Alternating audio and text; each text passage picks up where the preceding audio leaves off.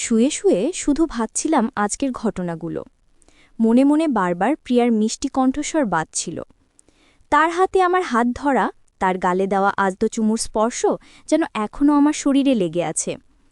হঠাৎ দরজায় কড়া নাড়ার শব্দ শুনে চমকে উঠলাম। দরজা খুলে দেখি প্রিয়া দাঁড়িয়ে। তার চোখে ঘুম নেই, একটু কাঁপছে। সাদা পোশাকে খুব সুন্দর লাগছে। সে লাজুকভাবে হাসল, বলল, একটু এসেছি তোমার সাথে কথা বলতে। আমি তাকে ভিতরে ডাকলাম, দরজা বন্ধ করে তার পাশে বসলাম। তার হাত আমার হাতে রেখে বললাম, কি কথা বলবে? প্রিয়া মাথা নিচু করে বলল, আজ দুপুরে তোমাকে জড়িয়ে ধরে আমি যা অনুভব করলাম সেটা বলতে পারবো না। তার চোখে একরাশ আবেগ। আমি তার হাত শক্ত করে ধরে বললাম, প্রিয়া, তুমি জানো না তোমার এই স্পর্শ আমার জন্য কত বড় সুখ। প্রিয়া মাথা নিচু করে বলল, আমি অনেক দিন ধরে তোমার কাছাকাছি থাকতে চেয়েছি, কিন্তু সাহস পাইনি। আজ যখন তোমাকে ছুঁই তখন মনে হলো পৃথিবীটা যেন থেমে যাচ্ছে। আমি তোমাকে ছাড়া কিছু ভাবতে পারি না। তোমার হাসি, তোমার কথা আমার সবচেয়ে প্রিয়। আমি তার চোখের দিকে তাকিয়ে একটু এগিয়ে গেলাম। তার চুলে হাত বুলিয়ে বললাম, জানি এটা ঠিক নয়, কিন্তু আমার মন বলে তোমার কাছেই থাকতে হবে। প্রিয়া হঠাৎ আমার গলায় হাত রেখে বলল, আমি তোমাকে জড়িয়ে ধরতে চাই, খুব কাছাকাছি থাকতে চাই, আর কখনো তোমার হাত ছেড়ে যেতে চাই না। আমি কিছু বলার আগেই তার ঠোঁট আমার গালে ছুঁইল। আমি চোখ বন্ধ করলাম। শরীরে এক অদ্ভুত অনুভূতি ছড়িয়ে পড়ল। আমরা অনেকক্ষণ একে অপরকে জড়িয়ে ধরেছিলাম। ঘরের বাতি নিভে গিয়েছিল, শুধু বাইরে বৃষ্টি পড়ছিল আর আমাদের নিঃশ্বাসের শব্দ শোনা যাচ্ছিল। আমি তার কপালে হালকা চুমু দিয়ে বললাম, প্রিয়া, আজকের এই রাত শুধু আমাদের হোক। প্রিয়া আমার বুক থেকে একটু সরে এসে বলল, আমি তোমাকে অনেক ভালোবাসি। আমার জীবনটা তোমার সাথে কাটাতে চাই, আর কখনো তোমার থেকে দূরে থাকতে চাই না। তার চোখে পানি জমে এলো। আমি তার হাত ধরে বললাম, আমি তোমার পাশে আছি, সব সময়। ঘরটা তখন নরম আলোয় ভরা ছিল। আমাদের ভালোবাসার মুহূর্তে সময় যেন থেমে গিয়েছিল। রাত গভীর হয়ে এলো, কিন্তু আমরা একসাথে ছিলাম। অন্য কিছু ভাবার প্রয়োজন ছিল না। নতুন শহরে আমি এসেছি মাত্র কয়েকদিন। বাবার চাকরি স্থানান্তরের পর এই বাড়িতে থাকতে শুরু করেছি। প্রতিবেশী মিসেস রহমান খুব ভালো মানুষ। তিনি সবসময় সাদা পাতলা শাড়ি পরেন। তার আচরণ খুব নরম আর আদরমশ। মনে হয় যেন আমি তার আপন কেউ। প্রিয়া আমার থেকে 1 বছরের ছোট। তার লম্বা চুল, টানা চোখে কাজল। সে সবসময় হেসে কথা বলে, কিন্তু কখনো কখনো মনে হয় তার হাসির আড়ালে কিছু লুকানো আছে।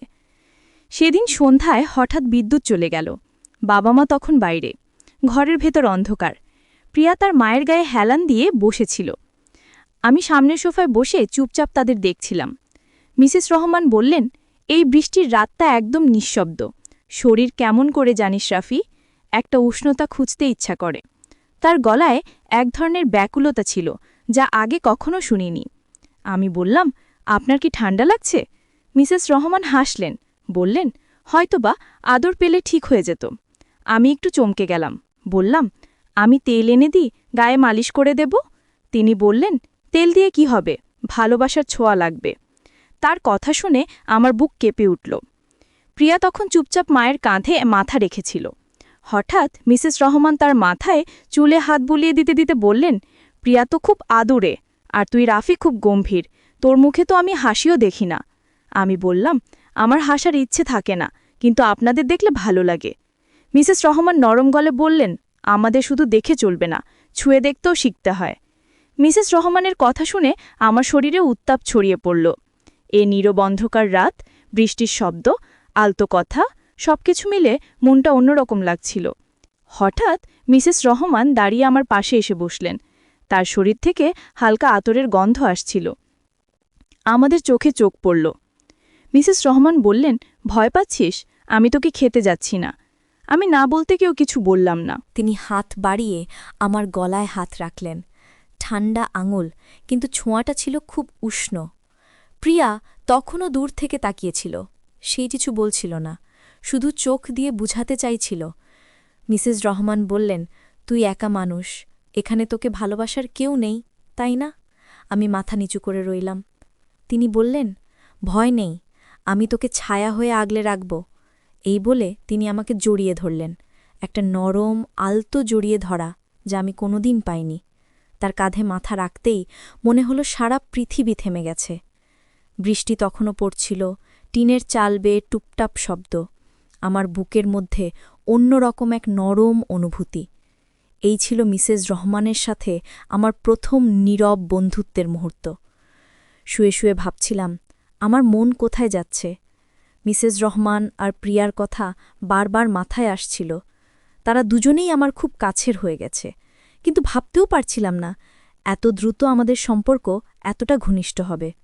প্রিয়ার মিষ্টি হাসি, তার হাত আমার হাত ধরে রাখা, আর মিসেস রহমানের আদর সবকিছু একসাথে আমার মনে নরম একটা আলো জ্বালিয়েছে। একদিন সন্ধ্যায় দেখলাম মিসেস রহমান আর প্রিয়া একসাথে বসে আছেন। তারা একে অপরের চোখে অনেক কথা বলছিলেন। আমি একটু কাছে গেলাম। মিসেস রহমান আমার দিকে তাকালেন। আমার বুক ধক করে উঠল। তার চোখে ছিল অন্যরকম উষ্ণতা। আমি নিজেকে থামাতে পারছিলাম না। তাদের মাঝে যেন একটা গোপন কথা লুকিয়েছিল। প্রিয়া আমার দিকে তাকিয়ে হাসল। আমি পিঠে ব্যথা অনুভব করলাম। মিসেস রহমান এসে আমার পিঠে হাত বুলিয়ে বললেন, রাফি, তুমি জানো তোমার জন্যে আমি আর প্রিয়া কতটা চিন্তিত? তুমি আমাদের জন্য এক একজন। আমাদের মাঝে এত ঘনিষ্ঠতা না থাকলে তুমি বুঝতে পারবে না। আমি কিছু বলতে পারলাম না। তাদের কাছ থেকে দূরে হেঁটে গেলাম। আমার মন কাঁপছিল। তাদের সাথে আমার সম্পর্ক শুধু প্রতিবেশীই নয়, তাদের ভালোবাসা আমার হৃদয় স্পর্শ করেছে। সেই রাতে শুয়ে শুয়ে ভাবছিলাম তাদের ছোঁয়া আমার জন্যে কত বড় আশ্রয়। তাদের ভালোবাসা আমার মনকে শান্তি দেয়। পরদিন মিসেস রহমান আমার ঘরে এলেন। তার হাতে ছিল কিছু ফল আর তাজা ফুল। তিনি আমার পাশে বসে আমার হাত ধরলেন। তার হাতে ছিল মমতা আর যত্ন। আমি চোখ বন্ধ করে তার হাতের স্পর্শ অনুভব করলাম। তার কাঁধে হালকা ভর দিলাম। আমার হৃদয় নরম মাটির মতো গলে গেল। প্রিয়া তখনও দূর থেকে তাকিয়েছিল। তার চোখে ছিল মিষ্টি টান। সে আসতে চাচ্ছিল, কিন্তু লজ্জা পাচ্ছিল। আমি চাইলাম তার কাছাকাছি যেতে। সে ধীরে ধীরে আমার পাশে এসে বসল। আমাদের হাত একে অপরের হাতে মিশে গেল। আমরা একে অপরকে জড়িয়ে ধরলাম। আমার হৃদয় কেঁপে উঠল। আমি তার কপালে আলতো চুমু দিলাম। তার চোখে ছিল মধুর ভালোবাসা। আমরা দুজনেই জানতাম এই স্পর্শে আমাদের সম্পর্ক নতুন এক উচ্চতায় উঠছে। আমার মন বলল, এটা ঠিক, তারা আমার কাছাকাছি আসছে। আমাদের ভালোবাসা শুধু প্রতিবেশীর বাঁধন নয়, একটা গভীর বন্ধুত্ব, একটা নরম সম্পর্ক যা ধীরে ধীরে ফুল ফুটছে। আমরা একসাথে বসে অনেকক্ষণ কিছু না বলেই শুধু একে অপরের স্পর্শে ভাসছিলাম। এই মুহূর্তগুলো আমার জীবনের সবচেয়ে সুন্দর স্মৃতি হয়ে থাকবে। আমি জানি আমাদের মধ্যে ভালোবাসা বাড়বে, আরও বেশি ঘনিষ্ঠ হবে। আমরা একে অপরকে বুঝতে শিখব। প্রিয়ার মিসেস রহমানের কাছে আমি শুধু রাফি। তারা আমার পাশে। তাদের ভালোবাসা আমার জীবনের সবচেয়ে বড় শান্তি। বৃষ্টি থেমে গেছে। বাইরে শুধু একটু বাতাস বয়ে যাচ্ছে। আমার মন আজ সারাদিন একটু অস্থির, শরীরটা ক্লান্ত। গোসল করার সময় হয়ে গেছে। বাথরুমে গিয়ে শাওয়ারের জন্য জল চালু করলাম। জলের ঠান্ডা স্পর্শে শরীরটা চাঙা হয়ে গেল। ভাবছিলাম আজ রাতটা কেমন কাটবে। প্রিয়া তখন বাথরুমের বাইরে এসে দাঁড়াল। সাদা পায়জামা পরা, চুল ভিজে ঝলমাল করছে। তার চোখে মিষ্টি হাসি। আমার দিকে তাকিয়ে বলল, একটু বসব? আমার গলা কিছুটা কাঁপছিল। আমি লাজুক হয়ে বললাম, কি করবে এখানে বসে? সে একটু এগিয়ে এসে হাতটা আমার হাতে দিল। স্পর্শটা ছিল নরম আর শান্তিদায়ক। আমি তার হাত শক্ত করে ধরে বললাম, প্রিয়া, তুই আজ আমার জন্য অনেক সুখ এনেছিস। তোর এই স্পর্শ মনে একটা আলোর ঝলক আনল। তার চোখে গভীর অনুভূতি। আমাদের দুজনের মাঝে যেন ভালোবাসার আলতো বাতাস বয়ে যাচ্ছে। আমি তার চুলে হাত বোলালাম। তার ঠোঁটে হালকা হাসি। হঠাৎ সে আমার গলায় হাত দিয়ে আমাকে জড়িয়ে ধরল। আমি তাকে আগলে ধরে তার কপালে হালকা চুমু দিলাম। আমাদের নিঃশ্বাস এক হয়ে মিশে যাচ্ছিল। আমরা বুঝতে পারছিলাম এই সম্পর্ক অনেক গভীর। মিসেস রহমান তখন বারান্দায় বসেছিলেন।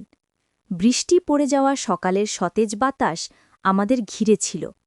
আমরা দুজন একসাথে ছিলাম। আমাদের হাত একে অপরের হাতে। আমাদের চোখে চোখ রেখে বলছিলাম কতটা ভালোবাসি ওকে। প্রিয়া আমার গলার কাছে আসলো, আমাদের কপাল একসাথে স্পর্শ করল। একটু দীর্ঘ কোমল মুহূর্ত। আমাদের মধ্যে যেন কোনো কথা ছিল না। মিসেস রহমান তখন বারান্দা থেকে উঠে এলেন। তার সাদা শাড়ির প্রান্ত হালকা দুলছিল, তার চোখে মৃদু হাসি। আমরা দুজনকে একসাথে দেখে তার মুখে উষ্ণতা ফুটে উঠল। তিনি বললেন, রাফি ও প্রিয়া, তোমাদের ভালোবাসাটা একদম সঠিক। একসাথে থাকো, ভালোবাসো। একসাথে থেকে একে অপরকে সম্মান করো। আমাদের তিনজনের মাঝে সেই মুহূর্ত ছিল যেখানে কোনো বাধা নেই, শুধু ভালোবাসা আর স্নেহের বন্ধন। আমরা সবাই একে অপরকে জড়িয়ে ধরলাম। আমাদের স্পর্শে একটা অদ্ভুত আরাম, একটা নতুন সূচনা। সকালের সতেজ বাতাস আমাদের গায়ে লাগছিল। আমাদের শরীরের মধ্যে একরাশ ভালোবাসা প্রবাহিত হচ্ছিল। আমরা একসাথে দাঁড়িয়ে ঘনিষ্ঠতা আর ভালোবাসার মাঝে হারিয়ে যাচ্ছিলাম। আমার হাত ছিল প্রিয়ার পিঠে, তার হাত ছিল আমার কাঁধে। আমরা শুধু চোখেই কথা বলছিলাম। প্রিয়া হঠাৎ আমার গালে হালকা চুমু দিল। আমি চোখ বন্ধ করে নিলাম। আমাদের হৃদয় স্পন্দিত হল, আমাদের নিঃশ্বাস মিলল। আমরা একে অপরের কাছাকাছি থেকে শান্তি পেলাম। প্রিয়া আবার আমাকে জড়িয়ে ধরল। আমি তাকে শক্ত করে আঁকড়ে ধরলাম, তার কপালে হালকা চুমু দিলাম। আমাদের ভালোবাসা যেন নদীর মতো অবিরত প্রবাহিত হচ্ছিল। আর কেউ আমাদের মাঝে ঢুকতে পারবে না। সেই সকালটা আমার জীবনের একটা সুন্দর স্মৃতি হয়ে থাকবে, যেখানে আমি বুঝেছি ভালোবাসা শুধু রক্তের সম্পর্ক নয়, একটা পরিবারের মতো অনুভব। প্রিয়া আর আমি একসঙ্গে বসেছিলাম। মিসেস রহমানের কথা ভাবছিলাম। তার ভালো লাগা আর আশ্বাসে মনটা আরেকটু শক্ত হয়ে গেল। আমরা দুজনেই জানতাম এই ভালোবাসা শুধু অনুভূতি নয়, একটা শক্ত বন্ধন যা সময়ের স্রোতেও কখনো দুর্বল হবে না। প্রিয়া আমার হাতে হাত দিল। আমি তার চোখে চোখ রেখে বললাম, তুই আমার জীবনের সবচেয়ে কাছের মানুষ। আমাদের ভালোবাসা সবার আগে থাকবে। তার ঠোঁটে হালকা হাসি ছড়াল।